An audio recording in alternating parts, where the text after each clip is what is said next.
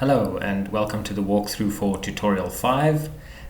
We've titled this Less Time Wrangling Data and More Time Actioning It. So you can find this tutorial at app.navability.io. In the tutorials menu over here, you will find number 5, Marine Example. If you click into that, you'll find the landing page over here. There's a separate welcome video, which I invite you to watch. It's linked in the description below. That tells you a little bit about just the overview of what we'll discuss in this video. And from here, you choose your own adventure. For this, we are going to specifically use Julia, Zero Install, and the NavAbility SDK. That's the only one we have at the time of recording. And if you click Begin, that will spin up a Binder notebook, which I've already opened over here. So in this video, we're going to actually walk through the tutorial and discuss some of the main points in it. NavAbility developed a case study using marine data that was published by Sea Grant. This is mostly based on radar data. The radar is converted into a point cloud, and we are aligning point clouds to extract an odometry measurement, and we build a navigation solution from that, which is GPS denied. And we do this in a factor graph with the idea to grow this in the future to combine camera data and others for things like obstacle tracking and more resilience. There's LiDAR data as well, so this example will continue to grow. So these are sort of the beginnings. This tutorial will show how to use the NavAbility SDK and the NavAbility platform for large data. The ROS bag provided by Sea Grant, which is also linked below, is around 20 gigabytes in size, and all that data is available online. So we're going to show how to make that data very useful and actionable in an easy way. So the value here is broader application. It doesn't have to be a marine example. It could also be LiDAR maps in construction or anything similar. Digital twins, for example, and extracting navigation affordances. So we want to show that it's how do you rapidly develop multi-sensor perception systems, localization and mapping, and how do you sort of prototype and test and then eventually operationalize that in a cost-effective way. And we want to help reduce risk in those sort of situations, especially when you get to autonomy and safety. We believe it's really important that both the developers of SLAM, of navigation systems, as well as application users or end users, can quickly access the necessary data. Developers want to maybe access the raw data, rework it, and upload transform bits of data. Users of the system just want to get the results they need to proceed with their job. So if you're doing things like training neural networks, you want rapid access to data, that kind of thing is very applicable. And then spatial and time-based access to data and multiple session and multi-agent data, that will all flow from this, although we don't necessarily show it. We sort of show the building blocks on how you can get there. So the way we think about SLAM is if you have raw data, you want a solution, a mapping and localization solution from that. Maybe it's real time, maybe it's overnight, maybe it's a federated solve of multiple sessions coming together, and you want to action that quickly. But we believe there's a cycle around the solving where you want to process the data some more, do some new things, enhance the factor graph, and keep that cycle going. So the engineering development team likely works here a lot. Maybe there's an operational aspect to that too. The operational aspect is here on the right, actioning the data, and maybe there's a loop back for robotic or human-operated systems to record new data. The point here is that a SLAM solution is not a black box where you hit play and the system just gives you a localization result. The point here is that data is alive, data is available. So you upload a set of data, you get a SLAM solution, and tomorrow and the day after, that solution is with you and it's growing and it's interactive. It's sort of part of the fabric of existence and part of the fabric of the problem you're trying to solve and the value you're trying to extract. That's the view we have of SLAM, and this tutorial is going to show that. Okay, so you can install the necessary packages if you don't have them already in your Julia environment. Let's start running with the Control Enter and load the packages over here. Again, for those that don't know Julia, Julia uses just-in-time compiling. So for the first time that some of these functions run, they'll have to compile. The second time, they'll be fast. And there's a separate discussion on pre-compiling this for target. Different from the previous tutorials 1 through 4 is that we're going to use the user access or username examples at navability.io. Previously, we used guest. The robot here is specifically Marine Autonomous Surface Vehicle ICRA 22. And then you'll find it under session tutorial 5 1000. That's preloaded data that we've put up there. So with that in hand, let me just make sure I have that. Right.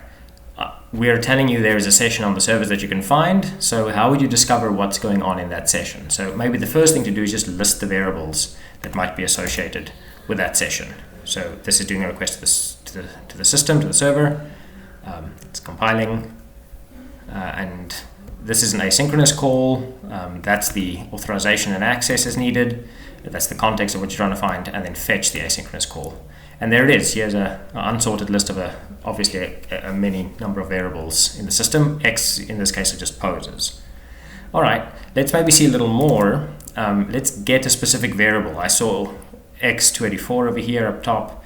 Let's fetch that one specifically. And here we're getting more of the data structure associated with it.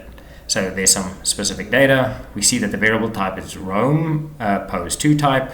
That's got some tags on it, a timestamp, and the version, and the fact that this is ready for solving.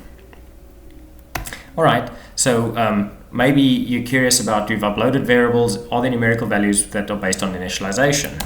That's some of the fields in there. So yes, true. So variable or pose x284 is initialized, so we expect to see numerical values in there. Has it been solved by a SLAM solver? Solved in this context means that the factor graph has gone through a Bayesian inference and resolved all the data together. So the way that would work is dependent on the application. Maybe you just want to solve a sliding window of the latest variables. Maybe you want a single batch solve of a bunch of data. Or maybe you're dreaming overnight and you have multiple sessions stitching together in a federated solve. So there's so many ways in how a graph can be solved. In this case, we see, oh, it has actually not yet been solved. So the data has been uploaded, but not solved. And we do that on purpose in this application to stress that there are these different ways in which you maybe want to solve. So something like a real-time robot application would use that mechanism for solving. Loop closures, if you're searching for those, that might be on a slightly longer time scale, or an overnight time scale of really building large maps and of many bits of data coming together. All right, going a little further into the system, data blobs. So there's this idea that you can upload big data blobs associated with variables in the system. So we also saw earlier there's variable x9. So let's go have a look. List data entries for variable x9, fetch the result. So here we see a whole list, 78 elements, data blobs that are associated with this variable. That's the way we uploaded it. And they've got names, things like image center and some sequence number. There's a unique identifier, and oh, it's a JPEG format. So maybe let's go fetch one of those and have a look at it. So this is all in x9, so data element for x9. So let's go in data element, let's just grab the last one. So this guy, image x13 21870, and let's fetch the binary data and just read that binary data. And here you go. Oh, it's the front camera on the boat. This is in Boston Harbor. The camera is clearly mounted a bit skew. That's how the raw data comes. So maybe something you want to do is load this camera image, calibrate it, rotate it, or stabilize it for motion in the water, and then write a new data blob back in. So you don't have to rebuild your factor graph. You're just modifying the piece of data that you're working with. What else is here? So we know that there's some radar data in this. So let's have a look and just filter based on all these data elements on X9. Is there anything associated with radar? Yes, there are 3 different data entries over here. MKD full, image, and point cloud. So maybe let's look at the point cloud first. So let's just fetch the point cloud. Which one is it? And then the get data call again, radar point cloud. And let's plot the first 10 points. So this is a 2-dimensional point cloud, and here are the first 10 points of that, and it shows a point cloud of 600. So it's a very small point cloud, as it turns out, right? So usually the radar maps here are actually in the order of about 100,000 points that we use to correlate together. This is sort of just a compressed version, just to make it easy to handle now for the showing. Radar to image. Okay, so we've previously taken this very high point, the 100,000 point count, and we've converted it to an image. Let's maybe draw that image. Let's have a look over here. So radar image, that's MIME type PNG. Okay, that's slightly different format. So let's visualize that. So this is actually going to the server. It's pulling the data. It's reading it in with ImageMagick. And there you go. Here's the radar image. So There's some content in white over there at the top. There's a few objects in the water channel. The robot's driving to the right, I know from his, working with this data before. So that's the Boston Harbor Channel over there. X to the right, forward. And this is actually Logan Airport here at the bottom. That's the seawall for Logan Airport.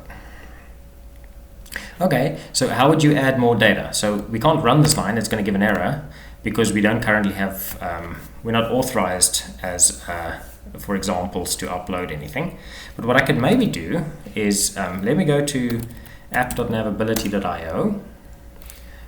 Here you're signed in as guest, right? So you could do a login, and we invite people to create a login for themselves, sign up and onto the NavAbility system, right? And if whatever your user privileges are, you'll be able to log in over there.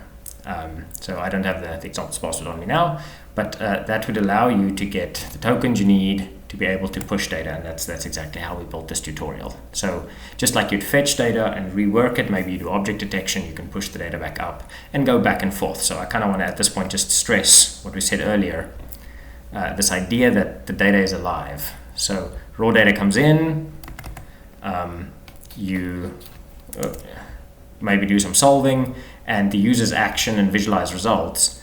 But then there's this alternative world of all sorts of processes, microservices, etc., that can work with that thing consistently, day after day, week after week.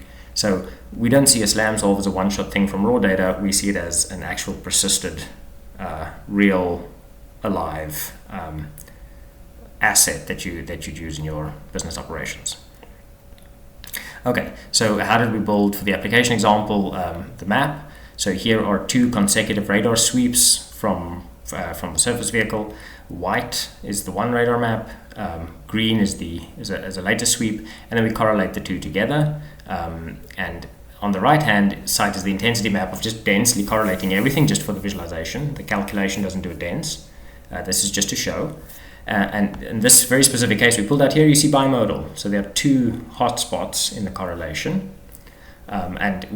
Based on tutorial 2, this is how we would use non-Gaussian measurements. So we're actually using something like this directly in the inference process. We are not trying to figure out which is the best mode or the most likely mode and trying to fit a Gaussian into that. We don't do that. We actually just go with this directly, or just the correlator. So our algorithm will search for the best correlation, and sparsely interrogate the space. By the way, on the right here, this is in the special Euclidean 2 manifold. It's a slice at one of the theta angles, just showing the x and y correlation.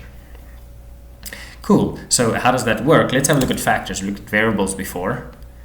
So there are 58 factors in this case. x0, that I know is a prior. There's an odometry and another odometry between consecutive points.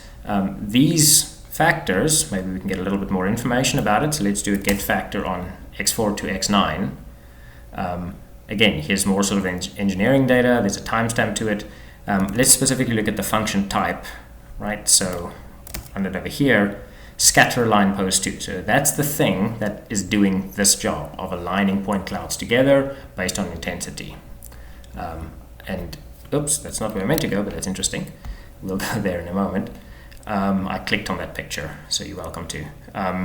Scatter align pose 2 is available. You can see here at the solver, the scatter line pose 2 factor code here is. I'm actually going to click on that and open that up. So we've jumped deep into a repository here.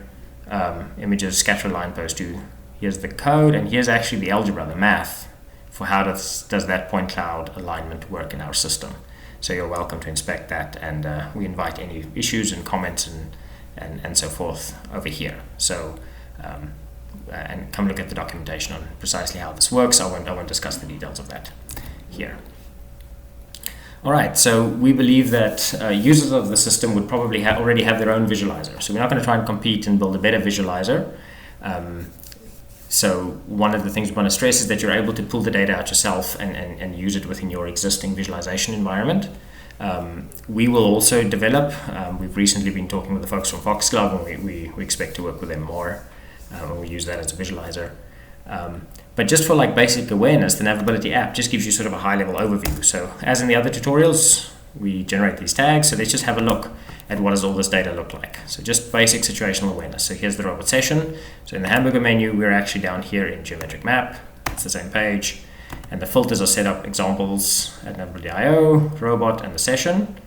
And here you are. So here's just a basic string of pearls of poses. If I click show belief, it's going to show the ellipse. So here's just a growing ellipse. Okay, so we just have an initialization of the system, not a solution, right? So this is just a forward dead reckoning prediction based on the system. If you were to solve this, you'd get a tighter covariance, which we discuss more in the application example write-up itself. So particles, what's the underlying belief? This will be a bit bigger. That's the full belief. Maybe clown colors helps identify who's who, and we can add dyads to this picture. So there's the orientation. So there's maybe a little bit much going on right now. But that's it. So there's a string of pearls of the piece of trajectory for this one session, right? And the idea is you can have multiple sessions and start stitching those together. The solution of odometry, you would hang all the radar point clouds next to it and build the map. And we leave it to the existing write-up on the NavAbility webpage, which I'll show in a moment, for those visualizations. The point here is to show you how we actually do it underneath. How do you access the data and live with the system? Finally, just before the end, what's NavAbility API versus NavAbility SDK? So what I'm showing up here is usage of the SDK.jl. There's SDK.py and .js, and later we'll hopefully get to C++ and so as well. But there's also this thing called the API. So this is the idea that you can write these very generic queries. So I'm just going to copy this. I'm going to open a new tab, and I'm going to invite you all to go to navability.io. If you hit enter, I've got some of the older queries here. I'll just create a new one, and you paste it in here. This is the playground for our API. So the SDK is actually using this API under the hood. And this API could be used on a local edge machine. You could deploy the system to an edge, or you could use it on the cloud.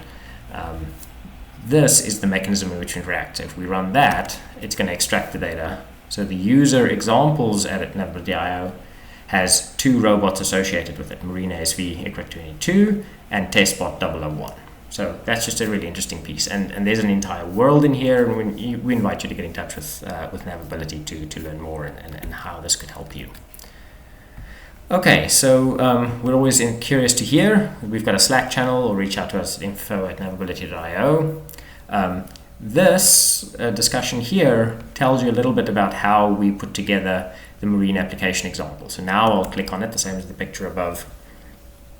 So when you now go read this on our marketing page, you will see that here's the pose history rotated into world coordinates. Here are the radar maps. There's Logan Airport. This is the Boston Harbor. You can go compare that with Google Maps. Right, and we invite you to come read through this. Maybe I can just click through a bit of the video here. So for example, we've done GPS denied on the left here. This is how the vehicle moves. We pulled the data on the right hand side, image by image. We stabilized it. We rewrote that data back in as stabilized images. And so we can continually craft and enhance our solution day by day based on what we need. So we invite you to come read this, have a look at this, some sort of object detection stuff. Click through to the application example for more details. All right, so there we are.